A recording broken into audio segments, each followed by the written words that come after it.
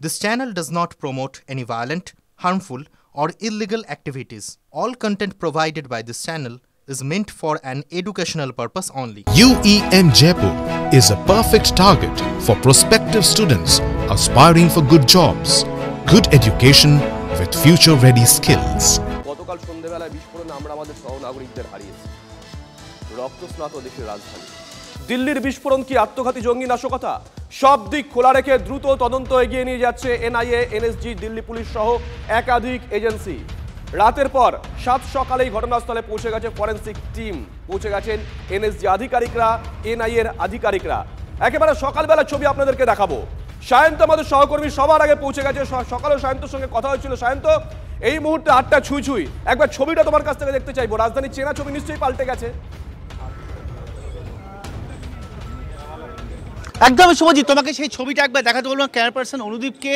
যেখানে ঘটনাস্থল সেই এলাকা কিন্তু সম্পূর্ণ ঘিরে ফেলা হয়েছে। তুমি দেখতে পাচ্ছ যে সাদা পর্দা দিয়ে গোটা ঘটনাস্থল ঘিরে রাখা হয়েছে।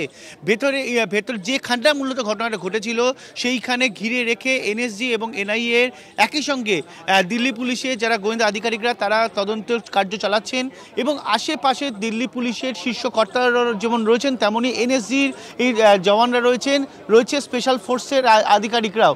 অর্থাৎ গোটা এলাকাটা কিন্তু ঘিরে ফেলা রয়েছে। দিল্লি কিন্তু রীতিমতো গতকাল রাতে যখন আমি এই দিল্লিতে এসে পৌঁছাই তখন কিন্তু রীতিমতো থমথমে ছিল।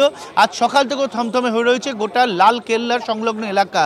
শুভজিৎ, তোমাকে যে আরও একটু বিষয় তথ্য বলে রাখি, সকালে এসে যেটা আমরা দেখতে পাই সেটা হচ্ছে ফরেনসিক বিশেষজ্ঞরা তারা কিন্তু যেখানে ঘটনাস্থল সেখান থেকে প্রায় 150 মিটার দূরে যেখানে মানবদেহের অংশ টুকরো ছড়িয়ে ছিটিয়েছিল এই ঘটনার জেরে, যেখানে যাদের দেহ ছিটকে পড়েছিল বা তাদের দেহের টুকরো ছিটকে পড়েছিল সেই সব জায়গা খতিয়ে দেখে এবং সেখান থেকে একাধিক মানবদেহের টুকরো তারা সংগ্রহ করে নমুনা হিসাবে। এছাড়াও একাধিক অংশতে কিন্তু ধাতব অনেক কিছু পাওয়া গিয়েছে যেগুলোকে সংগ্রহ করে নিয়ে গেছে দীর্ঘক্ষণ ধরে ফরেনসিক বিশেষজ্ঞরা। ঠিক এইখানটা আমি আমার অনুদীপ ক্যামেরা পার্সনকে বলবো, ঠিক যেখানটা আমরা দাঁড়িয়ে আছি এইখানটা দাঁড়িয়ে কিন্তু ফরেনসিক বিশেষজ্ঞরা যাবতীয় নমুনা সংগ্রহ করছিল এবং তারা নমুনা সংগ্রহ করার পর তারা সেইগুলোকে নিয়ে যেখানে মূলত ঘটনাস্থল সেখানে নিয়ে যায়। ফরেনসিক বিশেষজ্ঞরা কোথাও তারা মুখলা খুলল যেটা সূত্রের খবর যে এই ঘটনার জেরে যেইখানটা মূলত ব্লাস্ট হয়েছে সেই এলাকা ছাড়াও আশেপাশে অনেক জায়গায় ধাতব ও সামগ্রী ছড়িয়ে ছিটিয়ে রয়েছে যেগুলো তদন্ত কার্যে অনেকটাই সুবিধা দেবে। একই সঙ্গে সিসিটিভি ফুটেজ এটা কিন্তু এই ঘটনার অন্যতম সূত্র বলেই ধরে দিচ্ছেন তদন্তকারীরা, কারণ গোটা দিল্লির কিন্তু যে সিসিটিভি ফুটেজ সেটা ইতিমধ্যেই দিল্লি পুলিশ এবং এনআইএর আধিকারিকরা নিজেদের হাতে নিয়েছে। সেইখান থেকে কিন্তু একাধিক বিষয় উঠে আসছে যেটা কিন্তু তদন্তকারীদের এই তদন্ত কার্য এগিয়ে নিয়ে যাওয়ার ক্ষেত্রে অনেকটাই সুবিধা দেবে।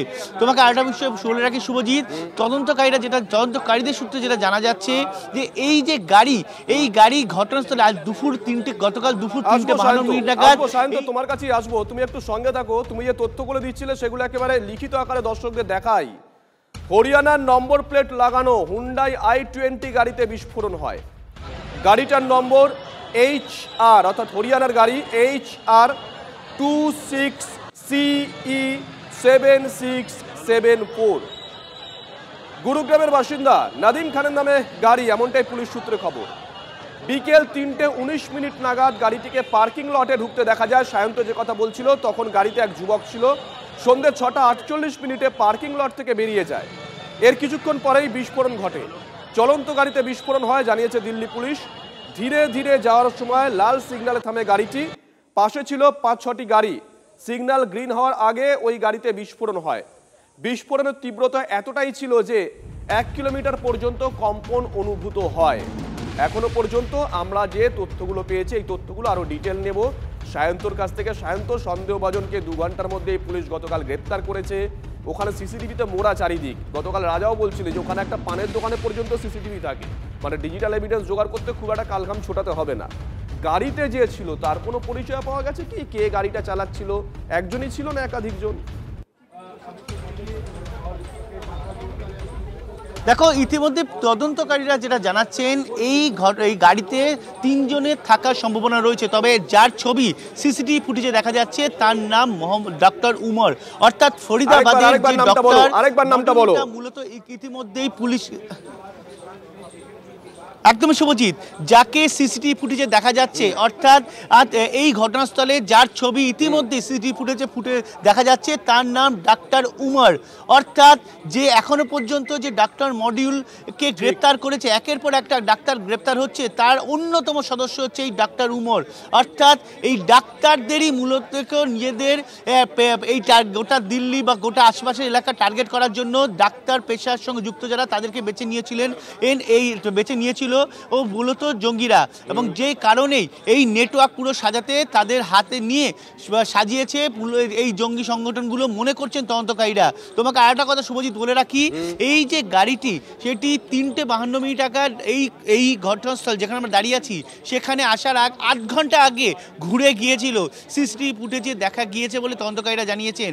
অর্থাৎ 8 ঘন্টা আগে তারা রেকি করে যায়, তারপর ফের তারা আসে এইখানে, তারপর এখানে দীর্ঘক্ষণ দাঁড়িয়ে থাকে, তারপর আবার চলে যায়।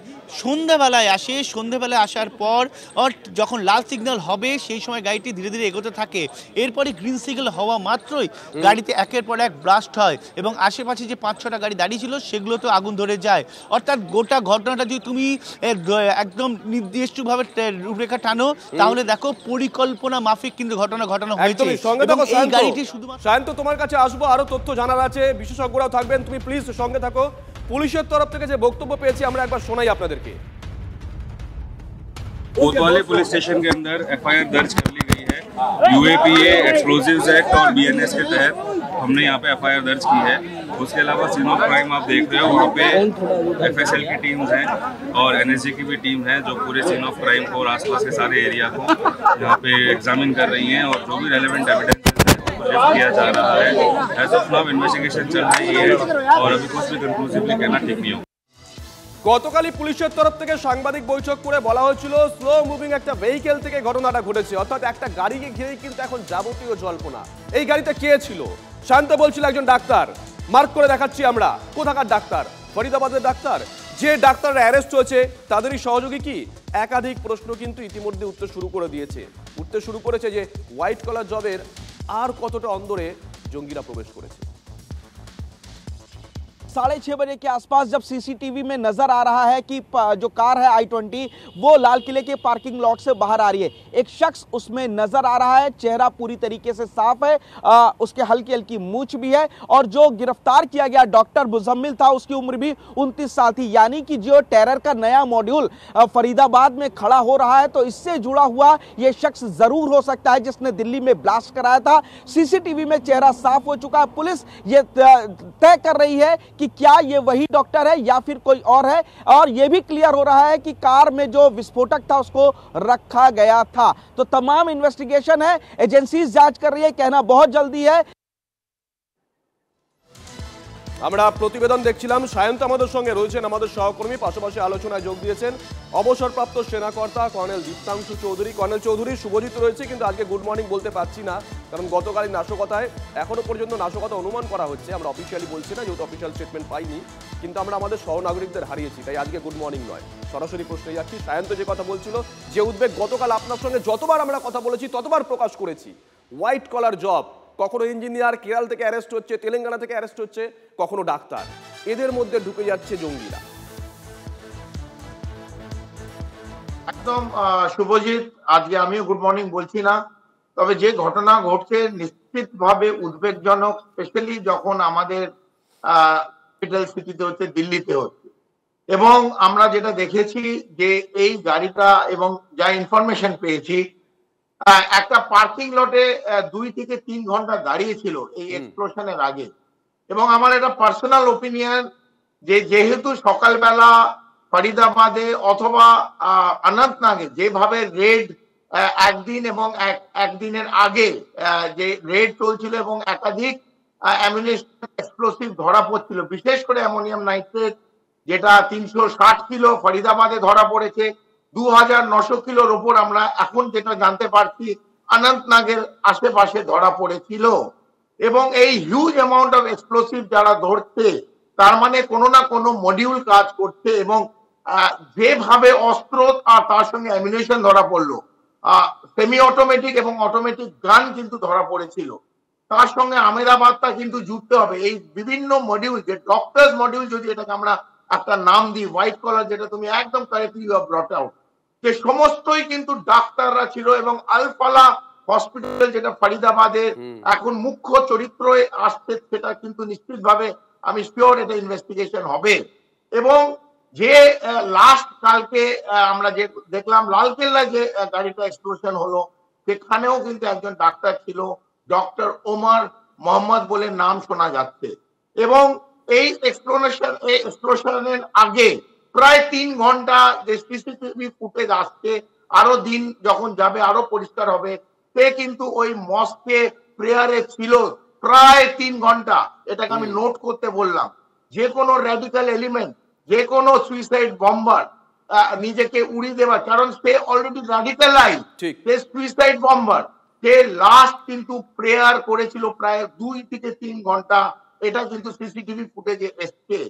তারপর এই পার্কিং লট থেকে যখন গাড়িটা বেরোয়, আবার আমার ওপিনিয়ন বলছি, এক্সপ্লোশন আর ডিটোনেশন, এক্সপ্লোসিভ যেটা ছিল, আমি ধরে নিচ্ছি এত অ্যামোনিয়াম নাইট্রেট ধরা হয়েছে, মেটাল শিট ছিল, সেগুলো অলরেডি এক্সপ্লোশন আর ডিটোনেশন তখনই হবে যদি এটা আর্ম করা হয়। আচ্ছা, হঠাৎ কোনো জিনিস, অনেকে বলছে হঠাৎ নিয়ে যাওয়ার জন্য। কর্নেল চৌধুরী, আপনার কাছে আসবো। আপনি বিস্ফোরকের বিষয়টা বলছিলেন এবং পুরোটাই অনুমান ভিত্তিক এখনো পর্যন্ত, যেহেতু ফরেন্সিকের তদন্ত জারি আছে, কোনো সরকারি স্তরে আমরা কোনো স্টেটমেন্ট পাইনি।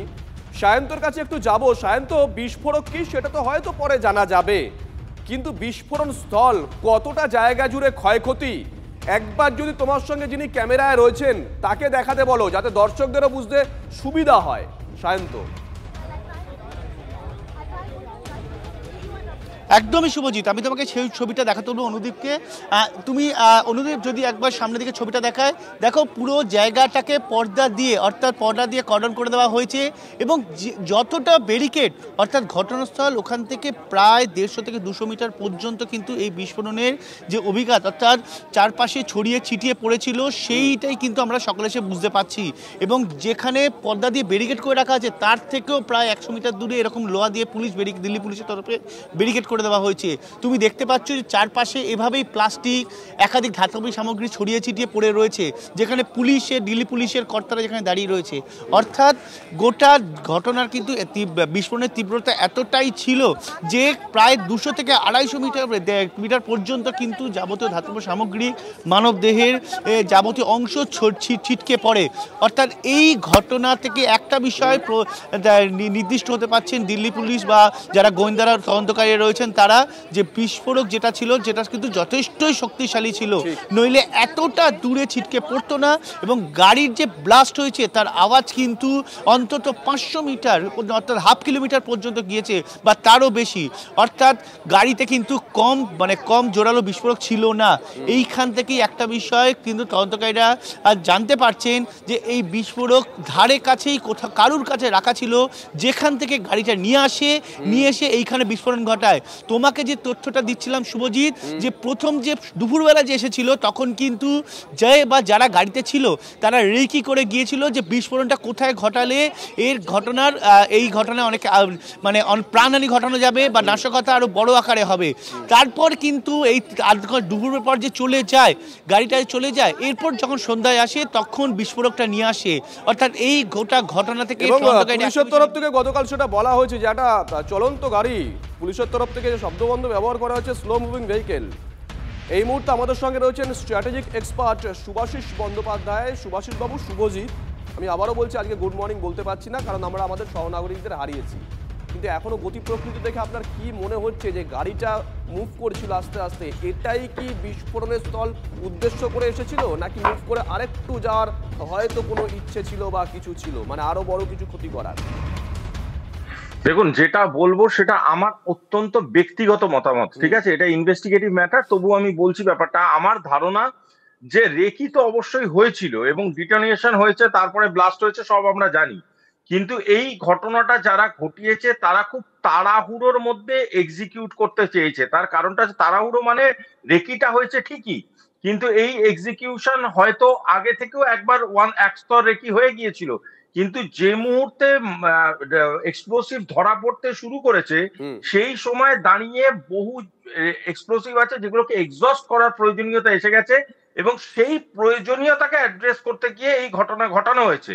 অবাক হওয়ার কিছু নেই যদি এই ধরনের আরো কিছু গাড়ি আশেপাশের এলাকা থেকে ধরা পড়ে, এবং তার জন্যই এই রেড অ্যালার্টটা ইজ ভেরি ইম্পর্টেন্ট। যদি এরকম ট্রিগারিং হতে থাকে, এরকম ডেটোনেটর কানেক্টেড থাকে, বিভিন্ন রকম ভাবে এই এক্সিকিউশন গুলো ঘটানো যেতে পারে, এবং আমার বিশ্বাস আরো কিছু জায়গায় ডিস্ট্রিবিউট করে জিনিসপত্র রাখা আছে এবং খুব তাড়াতাড়ি সেটা এক্সিকিউট করতে হবে এই মাইন্ডসেট তাদের মাথায় ঢুকে গেছে। কারণ পরপর যেভাবে তারা অ্যারেস্ট হচ্ছে এবং ধরা পড়ছে, তার জন্যই এই ফিয়ার ফ্যাক্টরটা বা প্যানিক ফ্যাক্টরে এই ধরনের ব্লাস্ট ঘটানো হয়। সুভাষিস বাবু, আপনি অ্যারেস্টের কথা বলছিলেন, গতকাল দিনভর আমরা দেখিয়েছিলাম হাতে AK-47, গলায় স্টেথো, জঙ্গি ডাক্তার, একজন নয় একাধিক। একটু আগে আমাদের সহকর্মী সায়ন্ত বলছিল সিসিটিভি ফুটেজে এই দিল্লির ঘটনায় গাড়িতে যাকে দেখা গেছে মার্ক করে তার ছবিও আমরা দেখাচ্ছিলাম দর্শকদেরকে, তিনিও একজন চিকিৎসক। সরাসরি প্রশ্ন, যে কোনো অর্গানাইজেশন, হতে পারে টেরর অর্গানাইজেশন, যে কোনো অর্গানাইজেশন রিক্রুট করে প্রয়োজনীয়তা অনুভব করে, বা যাকে রিক্রুট করছি তাকে কি কাজে লাগাবো, এখানে ডাক্তারদেরকে রিক্রুট করা হচ্ছে। কদিন আগে আমরা দেখলাম তেলেঙ্গানা, সেখান থেকে ইঞ্জিনিয়ার অ্যারেস্ট হলো, কেরল থেকে ইঞ্জিনিয়ার অ্যারেস্ট হলো। কি ভেবে? দুটো অ্যাঙ্গেল আছে। প্রথম অ্যাঙ্গেলটা অবশ্যই যেটা একটা বায়োকেমিক্যাল ওয়ারফেয়ারের কথাবার্তা সবাই বলছেন, সেখানে ডাক্তারদের প্রয়োজনীয়তা আছে, যদিও সেই অ্যাঙ্গেলের থেকেও ইম্পর্টেন্ট অ্যাঙ্গেল আমার কাছে যেটা মনে হচ্ছে সেটা হলো পেনিট্রেশন পয়েন্টটা within the society, trust factor. আমরা ডাক্তারদের বিশ্বাস করি সোসাইটির বিভিন্ন অংশে তাদেরকে পেনিট্রেট করানো হয়, এবং তাদের থ্রু দিয়ে যদি সোসাইটিতে পেনিট্রেট করা যায় সেটা খুব ইজি। দেখবেন, একটু সাইকোলজিক্যালি ভেবে দেখবেন, পুলিশ যদি দেখে ডাক্তারের সাইনওয়ালা গাড়ি যাচ্ছে, সেই গাড়ির চেকিংটা খুব লাইটলি করে। তার কারণ বিশ্বাস করা হয় ডাক্তারদের অনেক ইম্পর্টেন্ট কাজ আছে। ডাক্তার লালবাতি অ্যাম্বুলেন্সের মধ্যে চড়ে অনেকটা রাস্তা বেরিয়ে যেতে পারেন তার আই কার্ড দেখিয়ে। সুতরাং এই ধরনের সোশ্যাল পেনিট্রেশন বা সোশ্যালি যে বিভিন্ন রকম ভাবে আমরা সমাজের বিভিন্ন স্তরে বিভিন্ন রকম ইকুইপমেন্ট নিয়ে খুব ইজিলি পৌঁছে যেতে পারি, এই কারণেই ডাক্তার কমিউনিটিটাকে ইউটিলাইজ করার খুব চেষ্টা করা হচ্ছে। সুভাষিস বাবু, একটু সঙ্গে থাকুন, আপনি খুব ভালো একটা জিনিস বললেন। পিসিআর কে একবার বলবো, পিসিআর গাড়ির ছবিটা কি দেখানো সম্ভব হবে ফুল স্ক্রিনে? একবার গাড়ির ছবিটা দেখাও না, একবার খোঁজার চেষ্টা করি যে এখানে ডক্টর তেমন কিছু সিম্বল বা লেখা ছিল কিনা। একবার পিসিআর গাড়ির ছবিটা। সুভাষিস বাবুও বলছিলেন যে পেনিট্রেট করা সুবিধা সোসাইটির মধ্যে ডাক্তারদেরকে, তাই হয়তো তাদেরকে কাজে লাগানোর চেষ্টা করছে এই মডিউলগুলো। গতকালই আমরা দেখেছিলাম গলায় স্টেথো, হাতে AK-47, ডাক্তার গ্রেপ্তার। তারপর সন্ধ্যেবেলা এই ঘটনা, এবং আজকে সকালে সায়ন্ত আমাদের সহকর্মী যেটা দেখাচ্ছিল, আমরা আপনাদেরকে দেখাচ্ছি ওই গাড়ি, মানে সিসিটিভি ফুটেজে যে গাড়ির ছবি ধরা পড়েছে, ওপরে কিছু একটা লাগানো আছে, কোনো একটা স্টিকার লাগানো আছে, সেটা এখান থেকে বোঝা সম্ভব নয়। নিশ্চয়ই আগামীতে তদন্তে গোটা বিষয়টা উঠে আসবে। এবং যাকে দেখা যাচ্ছে, দেখুন মার্ক করে আমরা দেখাচ্ছি, যাকে গাড়িতে বসা দেখা যাচ্ছে, এও কিন্তু ডক্টর, ইনিও চিকিৎসক, ডক্টর উমর। রাজধানীর বুকে ভয়ঙ্কর বিস্ফোরণ। আজ স্বরাষ্ট্রমন্ত্রকের উচ্চ পর্যায়ের বৈঠকে থাকবেন স্বরাষ্ট্রমন্ত্রী অমিত শাহ। রাতে এই বিস্ফোরণ স্থলে যান স্বরাষ্ট্রমন্ত্রী। হাসপাতালে পৌঁছে আহতদের সঙ্গেও কথা বলেন অমিত শাহ।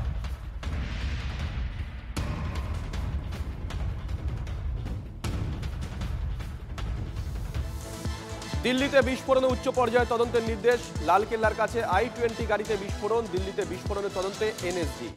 কোনো সম্ভাবনাই খারিজ করা হচ্ছে না। আশেপাশে সিসিটিভি ফুটেজ খতিয়ে দেখা হচ্ছে। কিভাবে বিস্ফোরণ এখনই বলা মুশকিল, রিপোর্ট না এলে নিশ্চিত করে কিছু বলা যায় না। রিপোর্ট না এলে জানিয়েছেন কেন্দ্রীয় স্বরাষ্ট্রমন্ত্রী অমিত শাহ।